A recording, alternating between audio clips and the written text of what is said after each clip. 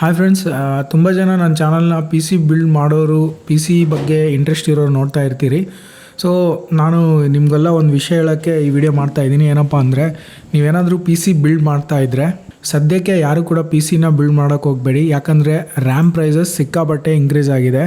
ನೀವು ಅಮೆಝಾನಲ್ಲಿ ಹೋಗಿ ರ್ಯಾಮ್ಸ್ನ ಸರ್ಚ್ ಮಾಡಿದರೆ ರ್ಯಾಮ್ಸು ಒಂದು ಕೂಡ ನಿಮಗೆ ಸಿಗೋದೇ ಇಲ್ಲ, ಎಲ್ಲೋ ಒಂದು ಸಿಗುತ್ತೆ. ಅದು ಕೂಡ ತುಂಬ ಭಾರಿ ಪ್ರೈಸ್ ಇರುತ್ತೆ. ಜೊತೆಗೆ ಆಫ್ಲೈನ್ ಸ್ಟೋರ್ಸಲ್ಲಿ ಹೋದ್ರೂ ಕೂಡ ನಿಮಗೆ ರ್ಯಾಮ್ಸ್ ಸಿಕ್ಕಾಪಟ್ಟೆ ಜಾಸ್ತಿ. 32 GB 45,000 ಇದೆ DDR5 ರ್ಯಾಮ್. ಸೊ ಆ ಅಮೌಂಟಿಂದ ಒಂದು ಪಿ ಸಿನೇ ಬಿಲ್ಡ್ ಮಾಡ್ಬೋದು.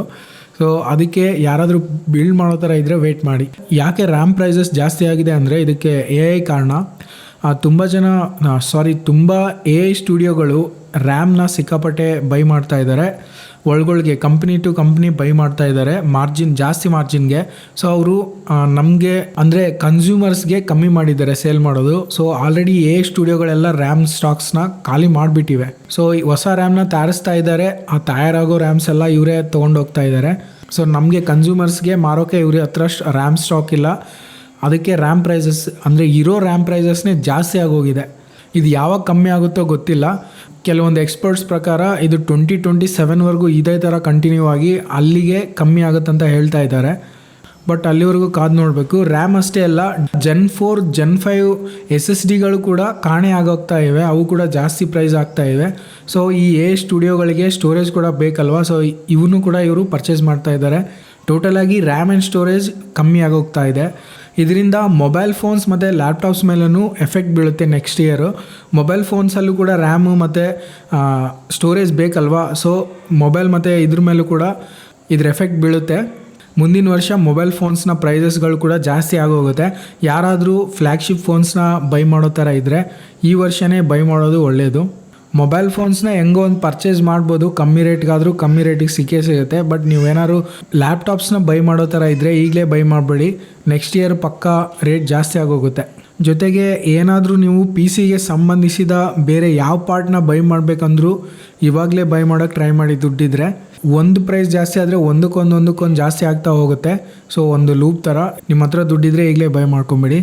ಸೊ ಇಷ್ಟು ಹೇಳೋಕ್ಕೆ ಈ ವಿಡಿಯೋ ಮಾಡ್ತಾಯಿದ್ದೀನಿ.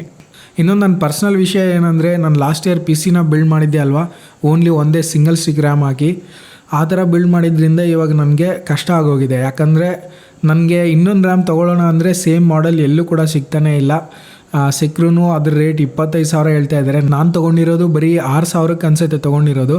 ಆದರೆ ಅದ್ರ ರೇಟ್ ಇವಾಗ ನೋಡಿದರೆ 25,000 ಆ ಥರ ತೋರಿಸ್ತಾ ಇದೆ. ಸೊ ಇವಾಗ ಸಿಂಗಲ್ ಸ್ಟಿಕ್ಕಲ್ಲೇ ನಾನು ನಡ್ಸ್ಕೊಂಡು ಹೋಗ್ತಾ ಇದ್ದೀನಿ. ಸೊ ಫ್ಯೂಚರಲ್ಲಿ ನಾನು ರ್ಯಾಮ್ ಅಪ್ಗ್ರೇಡ್ ಮಾಡಬೇಕಂದ್ರೂ ಈ ಸೇಮ್ ಮಾಡೆಲ್ ಸಿಗುತ್ತೋ ಇಲ್ವೋ ಡೌಟೇ. ಈ ಸೇಮ್ ಮಾಡೆಲ್ ಸಿಕ್ಕಿಲ್ಲ ಅಂದರೆ ನಾನು ಬೇರೆ ಬ್ರ್ಯಾಂಡ್ಸ್ಗೆ ಹೋಗಬೇಕು. ಸೊ ಈ ಮಾಡೆಲ್ ನನಗೆ ವೇಸ್ಟ್ ಆಗೋಗುತ್ತೆ. ಯಾಕಂದರೆ ಪಿ ಸಿಯಲ್ಲಿ ಹಾಕಿದರೆ ಎರಡು ಸೇಮ್ ಮಾಡೆಲ್ದು ಹಾಕಿದ್ರೇ ಚೆನ್ನಾಗಿರುತ್ತೆ. ಸೊ ಬೇರೆ ಬೇರೆ ಮಾಡೆಲ್ಸ್ದು ಬೇರೆ ಬೇರೆ ಥರ ಇರೋ ಹಾಕಿದರೆ ಚೆನ್ನಾಗಿರಲ್ಲ. ಸೊ ನೆಕ್ಸ್ಟ್ ಏನಾದರೂ ನಾನು ರ್ಯಾಮ್ನ ತೊಗೊಂಡ್ರೆ, ಈಗ ಇನ್ನೊಂದು ರ್ಯಾಮ್ ತೊಗೊಂಡು ಎರಡನ್ನು ಮಾಡೋಕ್ಕಾಗಲ್ಲ. ತೊಗೊಂಡ್ರೆ ಎರಡು ಸೇಮ್ ಕಂಪ್ನಿವೇ ಸೇಮ್ ಮಾಡೆಲ್ ತೊಗೊಂಡು ಇದೊಂದು ಎಕ್ಸ್ಟ್ರಾ ರ್ಯಾಮ್ ಇರುತ್ತೆ ಅಷ್ಟೇ.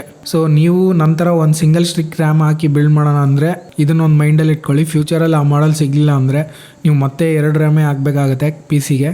ಇಲ್ಲ ಬೇರೆ ಬೇರೆ ರ್ಯಾಮ್ಸ್ ಹಾಕಿ ನಡ್ಸ್ಕೊಂಡು ಹೋಗ್ತೀನಿ ಅಂದರೂ ಪರವಾಗಿಲ್ಲ. ಬಟ್ ನಾನು ಪರ್ಫಾರ್ಮೆನ್ಸ್ನ ಜಾಸ್ತಿ ಯೂಸ್ ಮಾಡ್ಕೊಳ್ಳೋನು. ಪಿ ಸಿಯಲ್ಲಿ ನನಗೆ 100ಗೆ 100% ಪರ್ಫಾರ್ಮೆನ್ಸು ಬೇಕೇ ಬೇಕು. ಸೊ ನನ್ನಂಥವ್ರಾದರೆ ಆ ಥರ ಮಾಡಬೇಡಿ.